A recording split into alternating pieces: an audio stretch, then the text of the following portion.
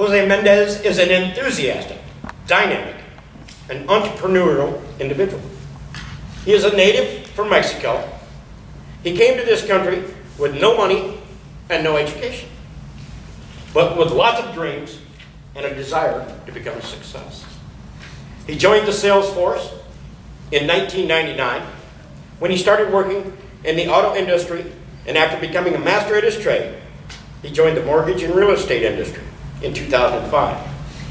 He has been taking English, marketing, and business classes at Mount San Jacinto College in the Menifee campus since 2006.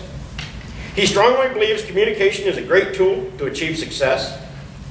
He joined Toastmasters Club 1677 in May of this year with hope to improve his public speaking skills, with his goals to finish his CC, his Competent Communicator, manual within the next 3 months.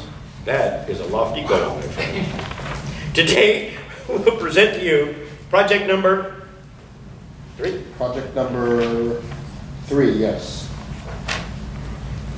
Get to the point. Mr. Jose Mendez.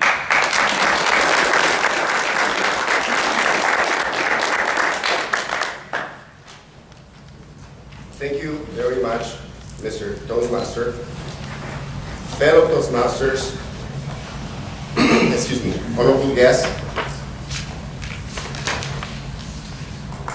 I will not speak today if there is no energy on this room.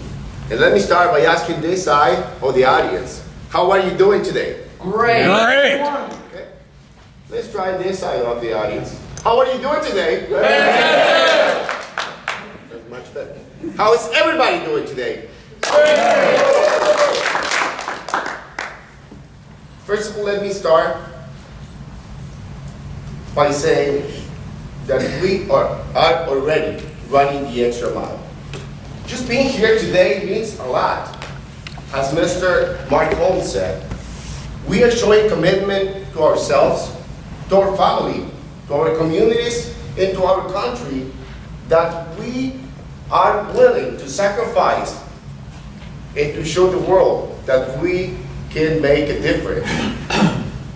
Like Mr. Mahatma Gandhi said, be the change you want to see in the world. We are being that change. We are trying to do everything we can to make that change. So I'm not going to spend a lot of time talking about running the extra mile, because each and every one of you is already running the extra mile. Because I know many of you might put time aside from family, time away from your spouse, time away from friends.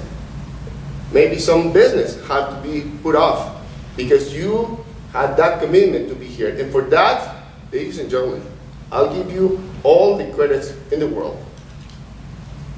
My main presentation will be about showing you some stories. Stories from people that have made huge difference in this world. Let me start with this. What would you do if you get a phone call from the richest man of the world? They ask you to come and do an interview with you. How many of you will be excited about it? Let me see your hands. Okay, 5, 6 people. Really good. 7. All right. You get to this interview, and the richest man of the world, it might be Carlos Slim, but if you don't like Mexicans and you don't speak Spanish, that's good. Then you can go to Warren Buffett or Bill Gates. After 5 minutes, you start talking to them. They see some leadership skills. They see that you have some communication skills, and they believe you might be able to deliver and get a job done. And here's the job. Here's a proposal they might be able to present to you. They're going to tell you they have a plan to go interview 500 of the brightest minds in the world. Among those lists, those people are the Google guys, the Yahoo guys, the Wall Street guys, leaders of all over the world, scientists, people who are making a tremendous power and impact to the world we're living in right now? How many will say yes to this proposal? Let me see your hands. Perfect, fantastic. Here's the catch though. It's always the catch, isn't it? Absolutely. You're not gonna get paid for doing this. You will not. You might get some traveling expenses, and also you're gonna get a letter of reference with your name saying you are authorized by me, the richest man of the world, to interview them and ask them about their success, how they became the person they are, how they were able to impact the world, how they were able to pull it off. And most of them, ladies and gentlemen, as we already know, are not inherited people. They're not inherited their richness. Most of them are self-made, millionaires, billionaires. How many of you will say yes still? Okay, that's good.